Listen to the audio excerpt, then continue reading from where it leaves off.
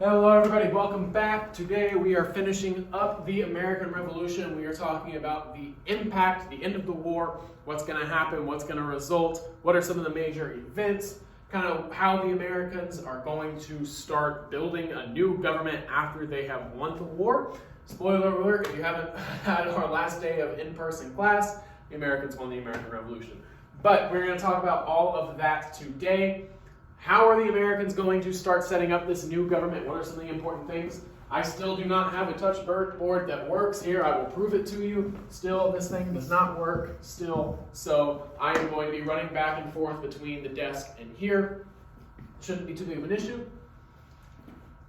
But I am ready to get going. If you are, make sure you are following along with today's Google Forms.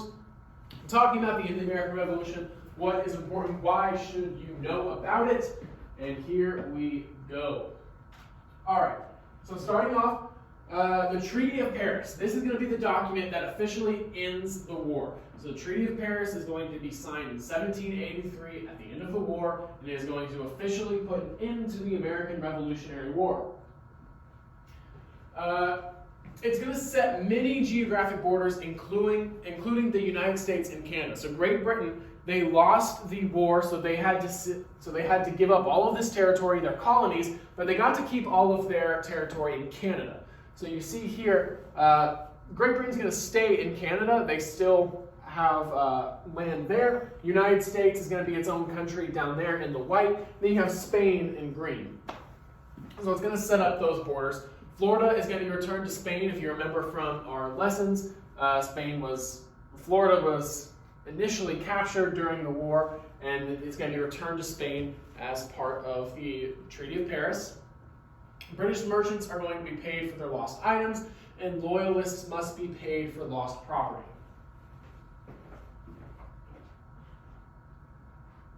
So the aftermath of the war, the aftermath of the American Revolution and the American War for Independence. There is going to be penalties inflicted on loyalists. So if you were a loyalist during the war, after the war, life would not be good for you in the colonies, and you would want to leave because you would be heavily harassed after the war.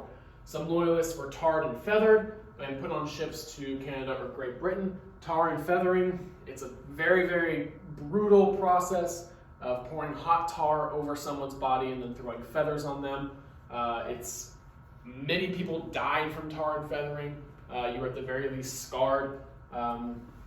Very, very brutal process, and that would happen to loyalists in the colonies after the war. So if you supported Great Britain during the war, you wanted to get out of the colonies once the war was over. The United States is going to set up a new government. So once you declare your independence, fight for your independence, and win your independence, now you have to start a government. So they need, first things first, they need a constitution. And that constitution is going to be called the Articles of Confederation. That is going to be our first guiding document in American history. Not the Constitution, which is what we have now. It's going to be the Articles of Confederation. It's going to be written by John Dixon in 1777. It's going to be ratified in 1781.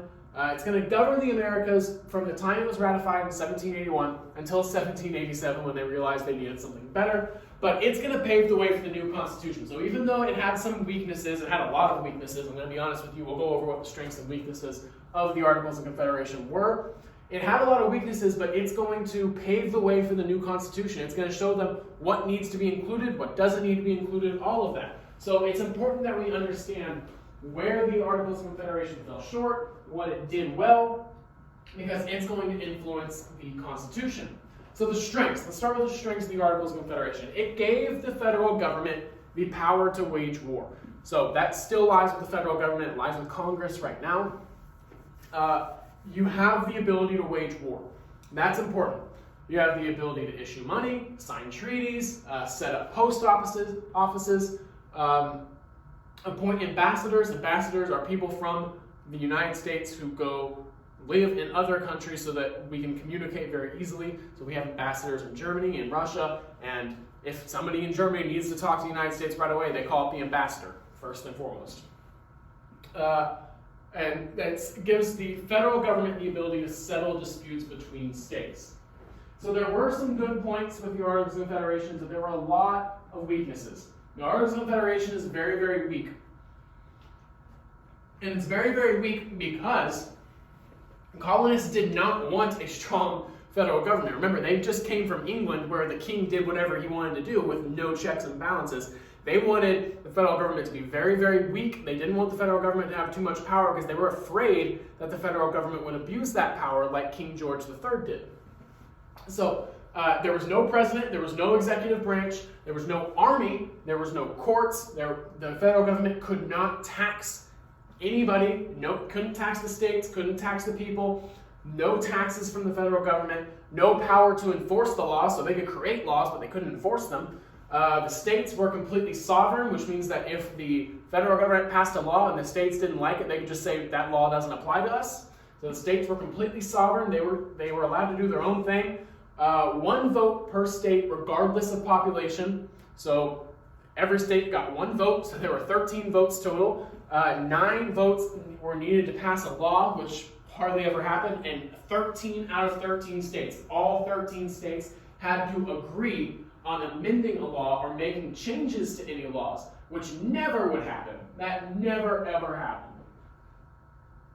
So it was too weak, and it's going to be eventually replaced in 1787 by the Constitution, which is what we still have to this day. But some important effects of the Revolutionary War and the American Revolution.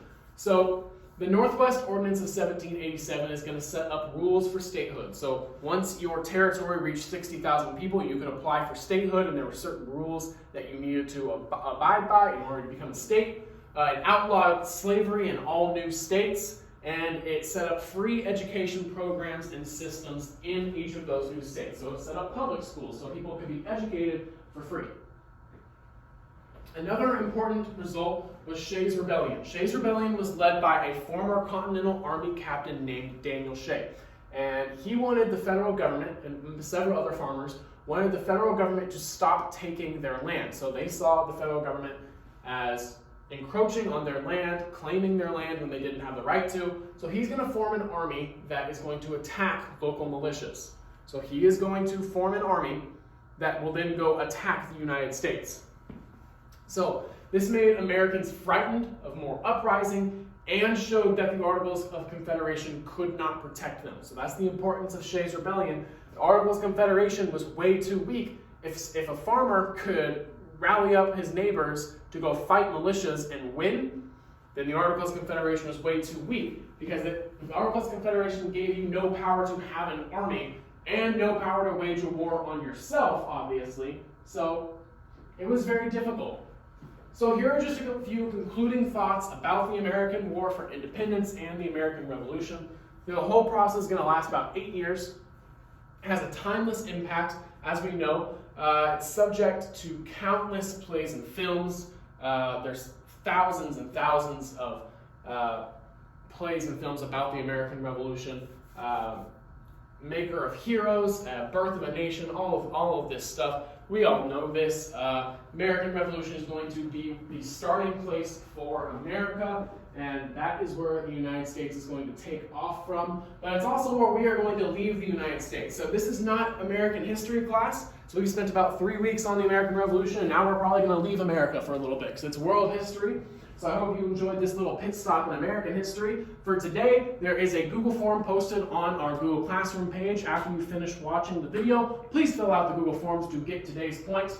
If you have any questions, comments, or concerns, if you're in hybrid, you can just talk to me one-on-one. Or if you are not in hybrid, if you are in the virtual learning program, that's cool too. Just shoot me an email, jeffrey.silvers@simpson.kyschools.us. That is my email. Please just shoot me an email. We can set up meeting. I have office hours every Friday.